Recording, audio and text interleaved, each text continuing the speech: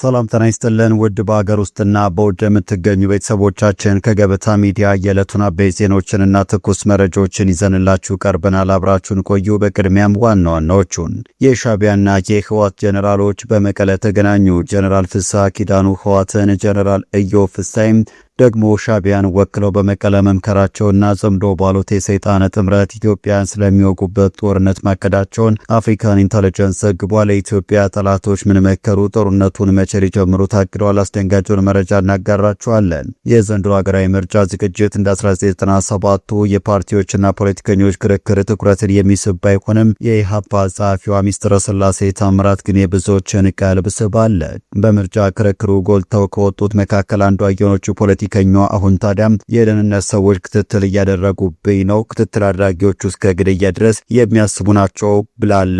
መረጃውን ይዘነዋል። ብሔራዊ ባንክ አሁን ባለው ውድድርም ከ31 ባንኮች 25ቱ መቀጠል የሚያስችላቸው ቁመና ላይ አይደሉም አለ። እነዚህ ባንኮች አሁን ባለው ከባድ የገበያ ውድድር ውስጥ መቀጠል ስለማይችሉ ተዋህደው ጠንካራ ባንኮችን መፍጠር ብቸኛው አማራጭ መሆኑን ተመላክቷል። በጥንቅራችን ይዘነዋል። በቅጥል የመካከለኛው ምስራቅ ጦርነት ደግሞ ትራምፕ የሰጡትን የ48 ሰዓታት ገደብ ኢራን ባለመበገሯ አራዝመውታል። ይባስ ብሎም የኢራን የውጭ ጉዳይ ሚኒስቴር ከፍተኛ ባለስልጣን በአደራዳሪ በኩል አሜሪካ የመነጋገሪያ ነጥቦች ደርሰውናል እየተመለከትናቸው ነው ብለዋል። በሌላ በኩል የሊባኖስ ሂዝቦላና ኢራን እስራኤልን በሚሳኤል ሲያነዷት ብለዋል። ከቀጠና የተሰሙ አዳዲስ ጉዳዮችንም አካተናል። እውነት ነው። ቃል የእምነት ዕዳ ነው። ቃል በገባነው መሰረት ጥንቅቅ አድርገን የገነባነውን ባለ 17 ወለል አፓርትመንት ለውድ ደንበኞቻችን ባስረከብን ማግስት ወደ ሁለተኛው ፕሮጀክታችን እጃችንን ለሥራ አንስተናል። ነፋሻማ ስፍራ፣ የመዲናችንን ማራኪ እይታ በእጁ የሚያደርጉበት በ1 ኪሎ ሜትር ርቀት ውስጥ 16 በላይ ኤምባሲዎችና አዲሱን ቤተ መንግስት በሚያገኙበት በእንግሊዝ ኤምባሲ ሁለተኛ ሳይታችንን እንሆ ብለናል። ሰመር ሪል ስቴት እጅግ ዘመናዊ አፓርትመንትን ከባለ 2 እስከ ባለ 4 መኝታ በካሬ ከ88 ሺህ ብር ጀምሮ በ10% ቅድመ ክፍያ ደግሞ የማያገኙትን እድል የግሉ ያድርጉ።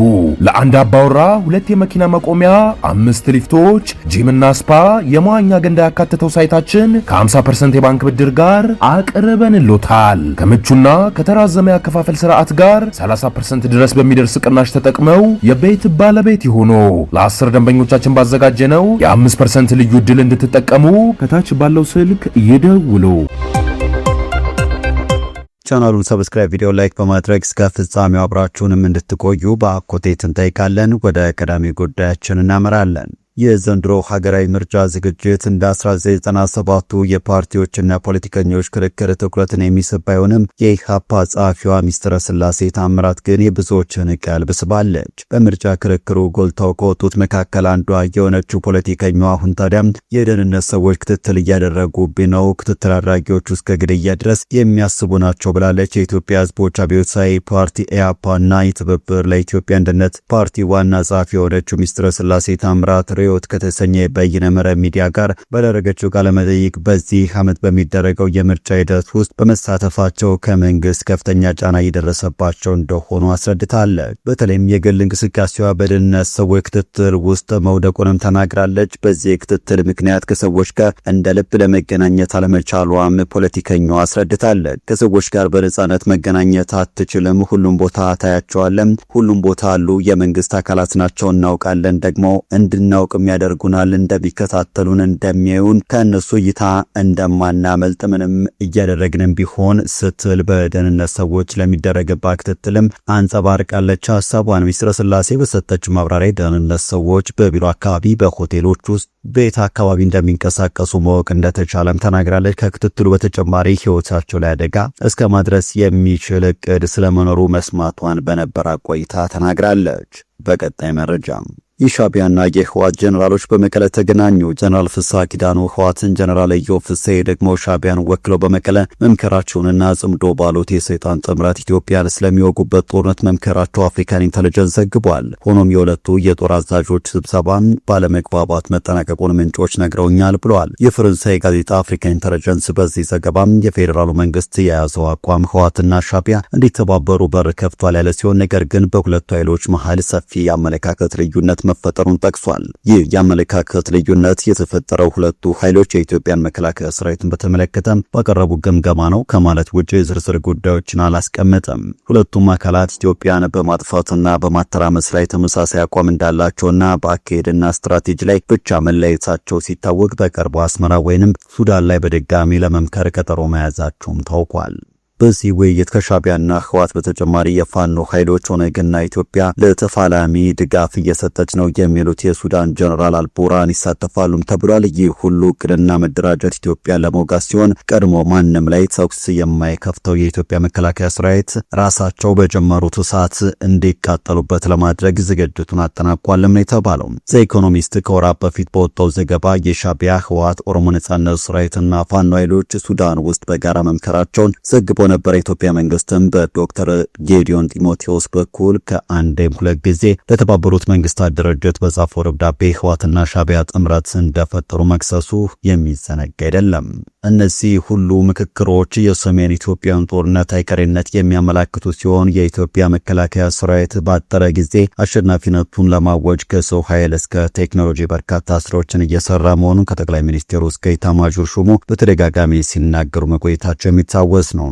በቀጣይ መረጃችን ብሔራዊ ባንክ አሁን ባለው ውድድር ከ31 ባንኮች 25ቱ መቀጠል የሚያስችላቸው ቁመና ላይ አይደሉም ማለት። እነዚህ ባንኮች አሁን ባለው ከባድ የገበያ ውድድር ውስጥ መቀጠል ስለማይችሉ ተዋህደው ጠንካራ ባንኮችን መፍጠር ብቸኛው አማራጭ መሆኑንም ተመላክቷል። ብሔራዊ ባንክ ይህንን ያለው የባንክ ኢንዱስትሪውን እየገመገመበትን የፋይናንስ መረጋጋት ይፋ ባደረገበት ወቅት ነው። ሪፖርቱ 31ን ባንኮችን ለሶስት የከፈለ ሲሆን በዚህም ትልቅ፣ መካከለኛና ትንሽ ባንኮች ብሏቸዋል። ብቸኛው ትልቅ ባንክ የኢትዮጵያ ንግድ ባንክ ሲሆን ከአጠቃላይ የኢትዮጵያ የባንክ ዘርፍ ውስጥ ያለው የገበያ ድርሻ ካለፈው ዓመት ጀምሮ በማደግ 50 በመቶ ደርሷል። በመካከለኛ ዘርፍ ስር 5 ባንኮች ያሉ ሲሆን እነሱም ከባንክ ዘርፍ ውስጥ ያላቸው የገበያ ድርሻ 9 በመቶ ነው። ቀሪዎቹ 25 ባንኮች ትንሽ ተብለው የተመደቡ ሲሆን ከባንክ ዘርፍ ያላቸው የጋራ የገበያ ድርሻ 22 በመቶ ብቻ ናቸው። ሪፖርቱ እንደሚገልጸው አጠቃላይ የኢትዮጵያ የባንክ ዘርፍ በኢትዮጵያ ንግድ ባንክ ዙሪያ የተከማቸ ሲሆን ሌሎቹ የግል ባንኮች በንግድ ባንክ ጥላ ስር እያነሱ በመሄድ ላይ በመሆኑ ሌላ አማራጭ ማማተር ግዴታ የሆነ መምጣቱን ያሰምርበታል። የኢትዮጵያ ንግድ ባንክ ከፍተኛ አፈጻጸምና እድገት በዘርፍ ውስጥ የክምችት አደጋና ለትንንሽ ባንኮች እድገት አስጊ ሁኔታን ፈጥሯል። በዚህም ምክንያት ትናንሾቹ ባንኮች በመዋድ መጠናከር አለባቸው ብሏል የግምገማ ሪፖርቱ። በተለይም ካለፈው ዓመት ወዲህ ትንንሽ ባንኮች በብዛት የመዋድ አማራጭን እያጤኑ ነው። ለዚህ ምክንያታቸው የኢትዮጵያ ንግድ ባንክ የባንክ ዘርፉን እየጠቀለለ ሲሆን በጣም እየተጠበቀ በመጣው ባንኮች ውድድር ውስጥ መትረፍ የሚችለው እጅግ የጠነከረ ብቻ ይሆናልም ይላል የብሔራዊ ባንክ ሪፖርት። ሪፖርቱ የኢትዮጵያ ንግድ ባንክ ሲገልጸው ከትልልቅ ችግሮች ተርፎ በኢትዮጵያ ካለፈው ዓመት ወዲህ እጅግ አስፈላጊው የልማት ባንክ ይለዋል። በአንጻሩ ከ2017 ጀምሮ በመካከለኛና ትንሽ ዘርፍ ስር ያሉት ባንኮች ከብድር ሀብት፣ ተቀማጭ ካፒታልና ተያያዥ አመልካቾች አንጻር ከዘርፉ ያላቸው ጥምርታ እያነሰ መምጣቱን ሪፖርቱ ያትታል። በዚህ ምክንያት በተለይም ትንንሽ ባንኮች ለመዋድ እያጤኑ መሆናቸውን ሪፖርቱ ገልጿል። ብሔራዊ ባንክ በበኩሉ የባንኮችን ውህደት የሚመራበት መመሪያ እያዘጋጀ መሆኑን በቅርቡ IMF ገልጾ እንደነበረ ይታወሳል። ያለፈው ዓመት የብሔራዊ ባንክ ሪፖርት እንደሚለው ጠቅላላ ካፒታላቸው ከ10 ቢሊዮን ብር የተሻገሩ ባንኮች አዋሽ፣ ዳሽን፣ አቢሲኒያ፣ የኦሮሚያ ኮኦፐሬቲቭ ባንክ፣ ዘሬ ባንክ፣ ንብ ባንክ ናቸው። አብዛኛው የመጀመሪያ ትውልድ የሚባሉት ባንኮች በመካከለኛ እድገት ደረጃ ላይ ሲሆኑ ከ2000 ወዲህ ከተቋቋሙት ባንኮች ውስጥ የኦሮሚያ ህብረት ስራ ባንክ ብቻ ከጠንካሮች እንደሚመደብ ባለሙያዎች ይስማማሉ። እስካለፈው ሰኔ 2017 ድረስ የንግድ ባንኮች ጠቅላላ ሀብት በ44 በመቶ በማደግ 5 ትሪሊዮን ብር የደረሰ ሲሆን ጠቅላላ ብድር ቦንድን ጨምሮ 3 ትሪሊዮን ደርሷል። የጠቅላላ ተቀማጭ 40 በመቶ አድጎ 3.5 ትሪሊዮን ደርሷል። የተበላሸ ብድር ጥምርታ 3.1 ከመቶ ነው። ጠቅላላ ገቢያቸው በ2017 መጨረሻ 646 ቢሊዮን ብር ሲሆን ጠቅላላ ወጪያቸው 526 ቢሊዮን ብር ነው። ንጹህ ትርፍ 93 ቢሊዮን ብር ሲሆን ይህ ከ2016 በእጥፍ ያደገ ትርፍ ቢሆንም ከምንዛሬ ለውጡ የመጣ ነው። ነው። ከዚህም ትርፍ ውስጥ ግማሽ ያሉ የኢትዮጵያ ንግድ ባንክ ነው። በምንዛሬ ፖሊሲ ለውጡ ምክንያት የብር ዋጋ በ151.4 በመቶ መውረዱን ሪፖርቱ ያሳያል።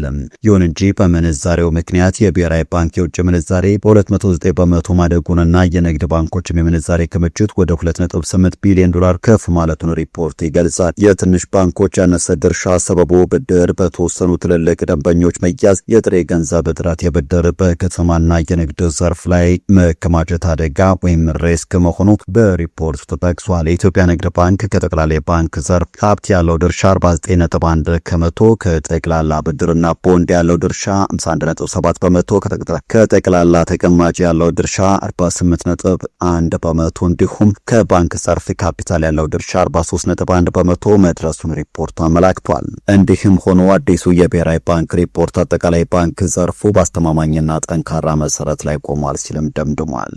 በመጨረሻም በቀጠለው የመካከለኛው ምስራቅ ጦርነት ደግሞ ትራምፕ የሰጡትን የ48 ሰዓት ገደብ ኢራን ባለመበገሯ አራዝመውታልም። ይባስ ብሎም የኢራን የውጭ ጉዳይ ሚኒስቴር ከፍተኛ ባለስልጣን በአደራዳሪ በኩል ከአሜሪካ የመነጋገሪያ ነጥቦች ደርሰውናል፣ እየተመለከትናቸው ነው ብለዋል። በሌላ በኩል የሊባኖሱ ሂዝቦላ ኢራን እስራኤልን በሚሳኤል ሲያነዷት ውለዋል። የአሜሪካው ፕሬዝዳንት ቴሄራን ላይ በኢራን የኃይል መሰረተ ልማቶች ላይ ጥቃት ለመፈጸም አስቀምጠውት የነበረውን የ48 ሰዓታት የጊዜ ገደብ ወደ 5 ቀን አራዝመውታል።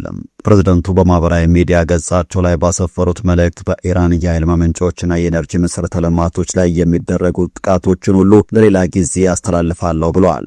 ትራምፕ ቴህራን የሆርሙዝ ወሽመጥን በ48 ሰዓት ውስጥ ካልከፈተች የኃይል ማመንጫዎቿን ለማጥቃት ዝተው የነበረ ቢሆንም አሁን ግን ለመጪዎቹ 5 ቀናት እርምጃውን መዘግየታቸውን ገልጸዋል። የአሜሪካው ፕሬዝዳንት ዶናልድ ትራምፕ በትሩዝ ሶሻል የማህበራዊ ድረገጻቸው ላይ ከኢራን ጋር ባለፉት 2 ቀናት በመካከለኛው ምስራቅ ስላለው አለመረጋጋት ሙሉና አጠቃላይ ግጭት መፍትሄ ላይ በጣም ጥሩና ውጤታማ ንግግር አድርገዋልን ብለዋል። አሁን ደግሞ የአሜሪካና የኢራን ባለስልጣናት በፓኪስታን ተገናኝተው እንደሚወያዩ የተለያዩ መረጃዎች እየወጡ ይገኛሉ። የፓኪስታን የውጭ ጉዳይ ሚኒስቴር ቃል አቀባይም ተደራዳሪዎች የሚፈልጉ ከሆነ አገራቸውም ውይይቶችን ለማስተናገድ ሁሌም ፈቃደኞች ናት ሲሉ ለቢቢሲ ተናግረዋል። ታይር አንድራቢ ለቢቢሲ እንደተናገሩት ፓኪስታን በቀጠናው ሰላምና መረጋጋት እንዲሰፍን በተደጋጋሚ ስለ ውይይትና ዲፕሎማሲ ስትወተውት እንደነበረ ተናግረዋል።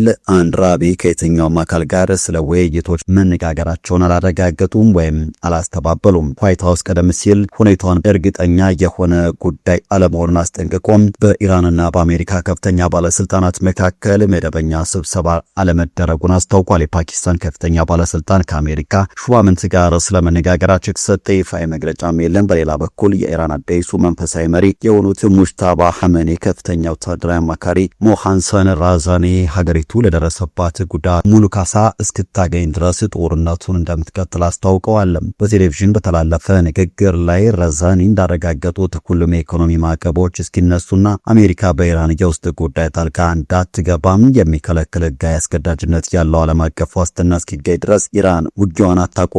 አማካሪው አክለውም የጦር ኃይሎቻቸው አሁንም በሙሉ ጥንካሬ ዘመቻዎችን እያካሄዱ መሆናቸውን ጠቅሰው በአዲሱ መሪ ስር የተዋቀረው የአገሪቱ አመራር ኃላፊነቱን በተገቢው መንገድ እየመራ መሆኑን ገልጸዋል። ከአንድ ሳምንት በፊት ጦርነቱ በተግባር ማብቃቱን የገለጹት ራዛኒ ዩናይትድ ስቴትስ ውጊያውን ለማቆምና የተኩስ አቁም ስምምነት ለማድረግ ዝግጁ እንደነበረች አጋልጠዋል።